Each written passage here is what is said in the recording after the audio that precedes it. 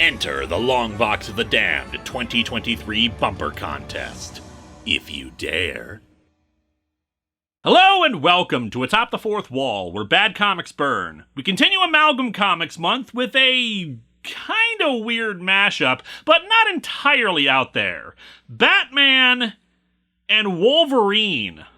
The only reason I see these two happening is because they were basically the most popular characters in both lines. I don't know if Wolverine still has that same level of popularity now, but Batman certainly does, and the choice to mix them just seems a little weird. Captain America and Superman make sense to me. Heroic, inspirational figures with long histories and a leadership role in their respective universes that makes them well respected and loved. And then there's this. Batman, a dark detective who works in the shadows to frighten criminals and ensure that no 8-year-old child will ever lose their parents like he lost his, and Wolverine, a violent, snarky, quite in-your-face character prone to rages with a history that he doesn't even fully remember due to experimentation done on him ages ago. I mean, both characters collect quite a few teenage sidekicks, so I'll grant you that. Still, Wolverine has his dark times, and Batman has been known to get overly violent in his own crusade, so it's not like there's nothing there for a combination character. It's just odd given their respective places in their universes. Still, let's talk about his creation a bit. His design was made by Jim Balent, who relayed the story of his creation in a 2016 interview about DC vs. Marvel and the Amalgam Universe. Skybox was creating a set of trading cards to promote the miniseries, which included a few Amalgam Universe cards. They contacted Jim Balent to do the art for this new character called Dark Claw. Balent, of course, had never heard of this character and asked for reference material, but Skybox said, well, we don't have any yet, but we'll send it to you as soon as we do. Later on, DC tells Balent that they want him to work on this special issue for a thing they're doing, but can't say anything more. Balent agrees as long as it doesn't get in the way of him working on Catwoman. Weeks go by, and Balent asks Skybox again where the reference art is, and they still don't have it. He's worried about needing to rush this thing and wondering what the hell is taking so long for some reference art. And then later DC finally contacts him and says, Jim, Marvel and DC are combining these characters and we want you to make this Batman and Wolverine mashup called Dark Claw. You design him and draw his first issue. And thus, to Balent's amusement, he was inadvertently waiting on himself for the reference material. Dark Claw was one of the rare characters who actually had 2 books out in the line at the same time. Super Soldier had another one as well, focusing on adventures during World War II, whereas Dark Claws was done in the style of the Batman animated series tie-ins. However, we're not focusing on that one. Instead, we're going to explore the one that Balent drew. It's been a while since we covered a Jim Balent comic. The last one I recall being that time he asked, what if Catwoman was Batman? And the answer was a lot of stupidity, a lot of characters sticking their tongues out for no reason, a lot of boobs, and a lot of women incapable of having their feet flat on the ground. So let's dig into Legends of the Dark Claw #1 and see if he can accomplish what Catwoman could not. Having their feet drawn in anything other than high heels. Welcome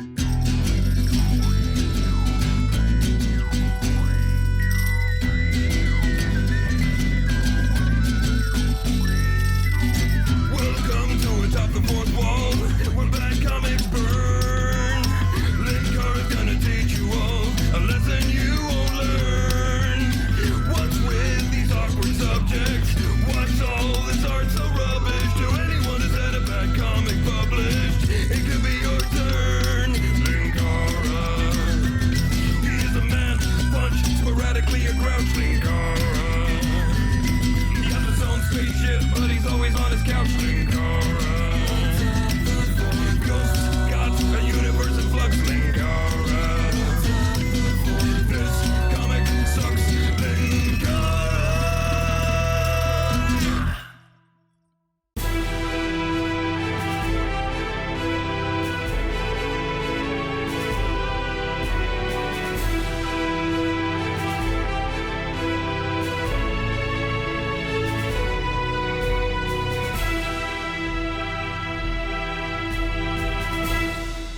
And via our cover, the answer to that question I asked before the theme song, nope, still standing on his tippy toes, so I guess that wasn't a problem just for all the female characters. I kid, but let's talk about Dark Claw, or his more appropriate name, Captain Edgelord. Just look at this. Some of this is reflective of Batman's design already whenever writers put blades on parts of his outfit, but this feels like it's much more exaggerated. Pronounced serrated blades on his gauntlets, shoulder spikes, sharp bat wings sticking out of his boots. His belt is bladed, and even the Wolverine claws now have a bit more of a serrated edge on them. How his cape is not a tattered ruin after it keeps getting caught on all those things is the true mystery of this story. Still, as a combination design of the two characters, it's not bad, though I think there was a mistake with the mask. The design is okay, taking Wolverine's usual features and giving them more of a demonic bat look to them, but a big bright yellow spot in his head just looks wrong. Batman usually has the yellow oval on his chest because it makes it more of a target for gunmen, meaning they're inclined to aim at the most heavily armored and protected part of him, and not his head. Sure, Darkclaw does have yellow stripes on a few parts of his outfit, but they tend to blend in so much that they're barely noticeable. I feel like either the mask should not have had the yellow, or at least his outfit had other, more pronounced yellow parts, so it becomes better color balance-wise. Maybe yellow gloves instead of black? Because otherwise, if you weren't paying closer attention, it just looks like Batman wearing Wolverine's mask because his needs to be cleaned. We open with, Darkclaw running right for us, ready to slice our faces off. Feels like this was originally intended to be in 3D. Anyway, the artwork on this opening splash page actually shows off the yellow stripes better than on the cover, but still feels like we need more yellow in other parts in my opinion. But whatever, let's talk story. Darkclaw is running through the printer section of a newspaper office. Black and white and red all over? It doesn't take a detective to figure out where your clue was pointing to, hyena. Although why you're referencing that one scene in the Vincent Price movie The Tingler is anyone's guess. And now meet what is just a really ugly design. The fusion of Sabretooth and the Joker, Hyena. I don't know, I can't really describe what it is that's so off-putting about it, but it just feels like it does not work at all. Just the least appealing shades of these colors mixed together for a big buff guy with the Joker's face and green hair extending down from his head and down his arms. I suppose being a villain that works better, but it also just makes me not want to see him. I think it might also be because the art constantly makes it look like he doesn't have a neck. He resembles the creature from Frankenstein and the Monster from Hell. Anyway, he's shooting at Darkclaw as our hero approaches. But how does the Gotham Gazette printing plant fit into your nefarious scheme? That's for me to know and you to find out, Darkclaw. Let's just say there's gonna be a lot more anti-vax and transphobic rhetoric from the opinion page from now on.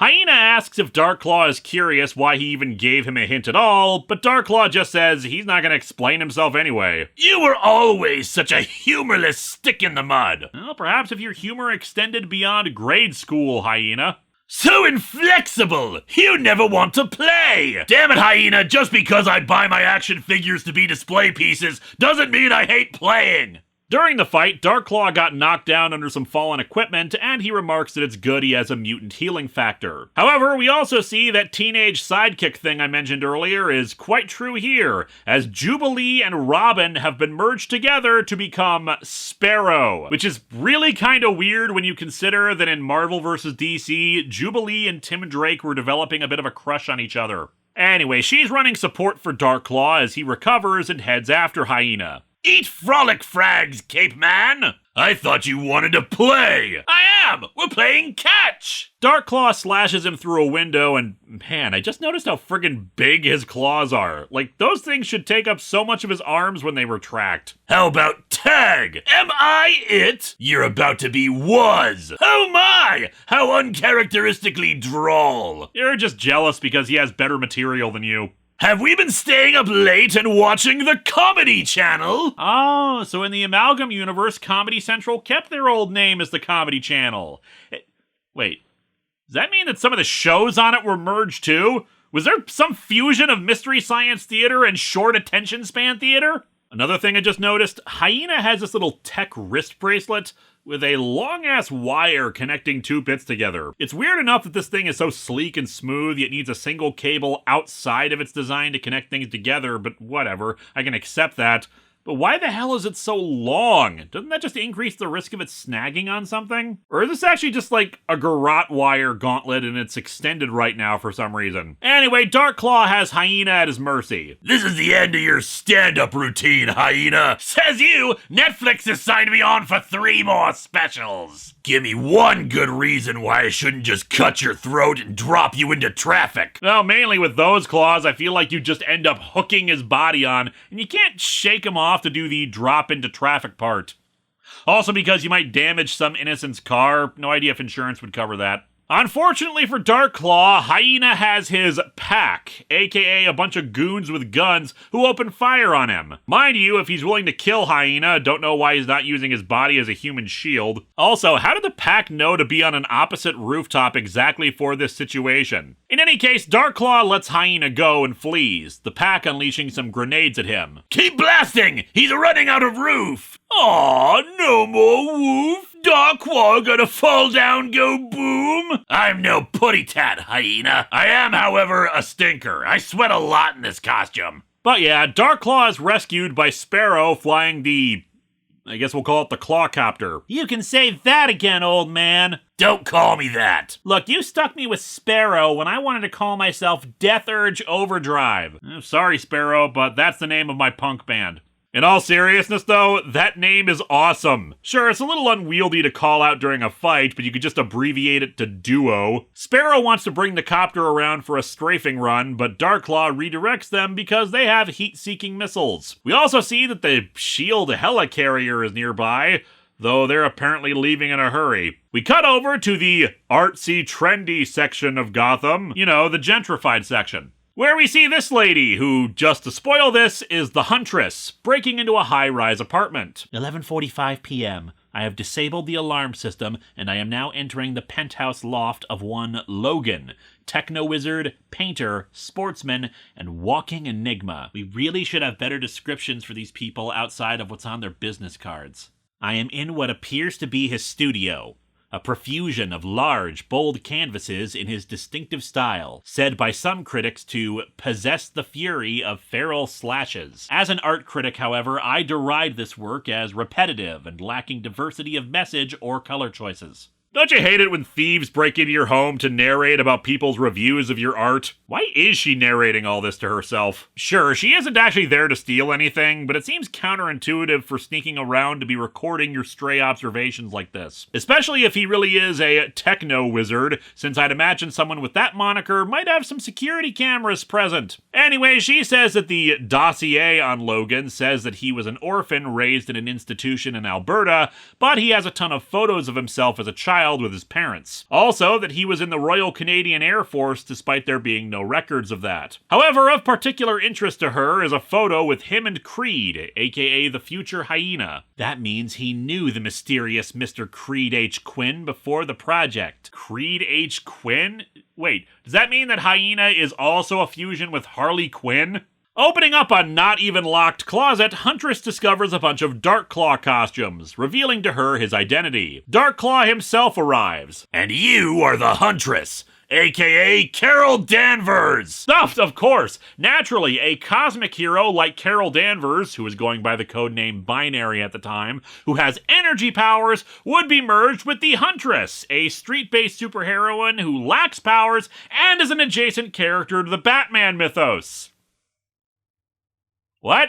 They exchange a few blows while providing narration, Huntress being a former government black ops agent who went rogue. They stop the fighting for a moment as Darkclaw wonders what he's supposed to do with her. If he lets her leave, his secret identity is exposed. Still, that question is ignored as she explains why she's in the apartment. That she's after Hyena, who always seems to cross paths with Logan. Logan, Creed, and 4 others went into a secret Canadian project back when there was still an evil empire to battle. Given how random some of the fusions have been, I wouldn't be surprised if it turned out the Soviet Union merged with Portugal in the Amalgam universe. The records of the secret project have been destroyed, save for a few notes, with Darkclaw explaining that the project was a success, creating a remorseless killing machine devoid of all human compassion. A perfect weapon. They forgot one important thing about weapons, that the shooty bit should be aimed away from yourself. They are usually inert objects that can't get up off a table and do harm by themselves. Usually anyway. Other times they're squirrels with laser guns attached to their tails. Their mistake was creating a weapon with an imagination. Admittedly, the imagination thought up stuff like energy drink tie-ins for reality shows and what if all instruction manuals were in Esperanto. Huntress assumes that weapon was him, but no.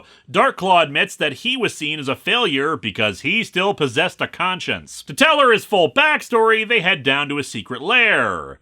Without a bat pole. Don't panic on me, Miss Danvers. I mean, I heard you can fly, so we should be fine, right?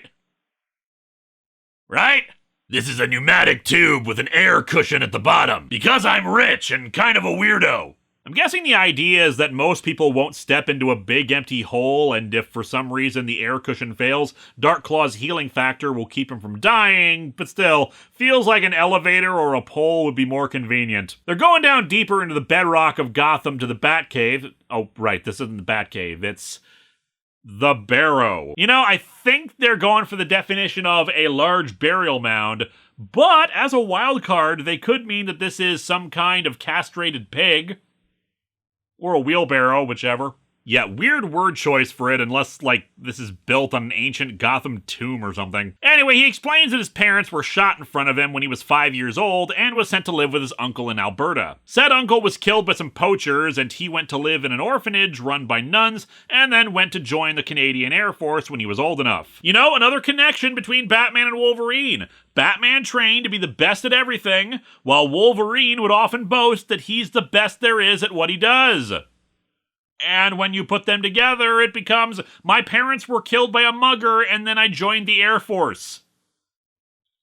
Sparrow is also there and is annoyed to see Huntress. Darkclaw explains how she was investigating Creed via Logan, and yeah, now that we can see the full outfit, it really is just Jubilee in the Robin suit, but with a little bird in place of the R logo. If you're gonna be this lazy with the costume design, why not just make it a stylized S? Oh, and I also noticed that despite her being merged with Tim Drake, she's wearing the original Dick Grayson costume, booty shorts and all. Wonder if it's because it's a girl in the costume now. She's also standing on her tippy toes for no reason, and she's partially bending over for no reason. If you can even call that bending over, since it's more like her spine is trying to form a 90-degree angle midway up her back. Now, in the interest of fairness, Huntress has not been as bad, though she too suffers from the all women are in high heels even when not thing.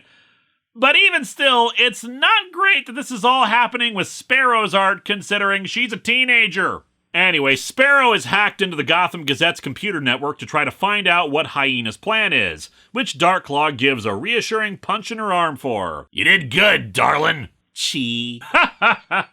Don't call a teenager darling. I don't care if that's a Wolverine thing, it's still creepy. It seems that wire on Hyena's wrist was actually a static electricity discharge wire, which was to prevent damage to the computer's memory. I don't know if that's a real tool or not, but still seems like it was excessively long. They check what he's changed the headline for on the next day of the Gazette, seeing that it has been altered to AF1 plus NaCN, which they quickly deduce as Air Force One and sodium cyanide, meaning he plans to poison the president's plane, especially since the president was in Gotham and is leaving in 20 minutes. We cut over to the airport. Air Force One, you have priority clearance to take off from runway 2. Roger that, tower. Do we have a green light from security? And then they have a negative there, since the clawcopter comes into view. We have a bogey intercept. Abort the takeoff. We can't. Too much velocity and not enough runway. We're committed. Wait, you just asked if you had a green light from security. Were you already taking off before they finished talking? And how much velocity can you build up in 5 seconds?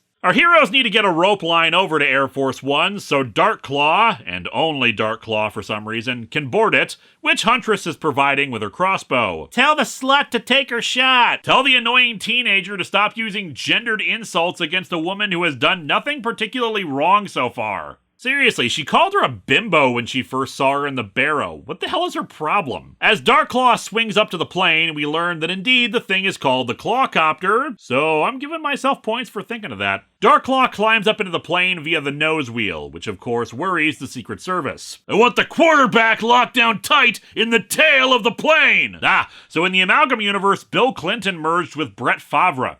Darkclaw slices up into the cockpit and tries to warn them about the hyena's plan, but they just open fire on him. Hyena himself pops up from under one of the bathrooms. This is no way to get ahead, lad. This would probably put your career in the toilet. That is, if you weren't already dead. Yeah, better material, Hyena, but the last line was the best joke of all. This is still a superhero universe. He'll be back again in 2 months. Hyena tosses a gas grenade with the cyanide gas in it at the president. Darkclaw, immune to it thanks to the healing factor, charges in and orders them to strap the president down. He needs to vent the gas to save him, but there's only one way to do that quickly enough. Rip a giant hole in the plane. Of course, the explosive decompression sends both Darkclaw and Hyena out as well. Unfortunately, Hyena brought a parachute with him. While at least we can see on Darkclaw that he does have yellow stripes on the top of his outfit, so hey, it looks a little better in these shots at least. Fortunately for our hero, the Clawcopter is still nearby, and it's able to swing in and let him grab hold of one of their landing wheels. Did I do good? You did aces, kid. Though I'm pretty sure that's Huntress falling to the ground now because of your little maneuver.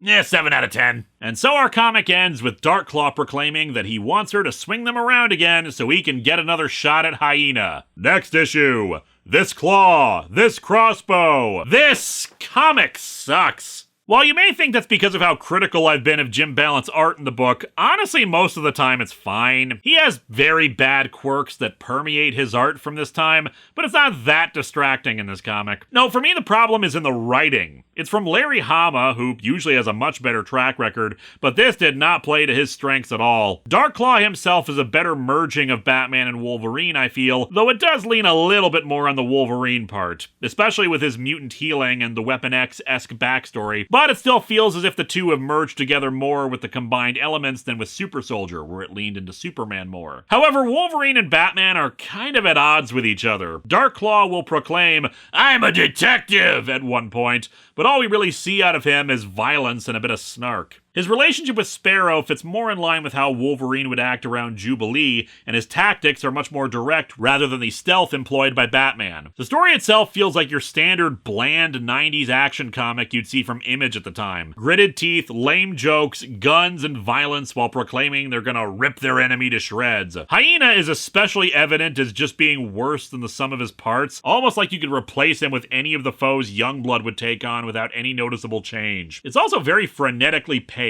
Even when we have Darkclaw explaining his full backstory, it's a minor moment of quiet and slowness, but it's only for like a page or two, while the rest of the book is all action all the time. No emotions beyond obnoxiousness or anger. Nothing is compelling me to want to read more of this. It's just not good. Next time, we see if we can bring on some more fun, as we have 2 clone characters who get a chance to become one.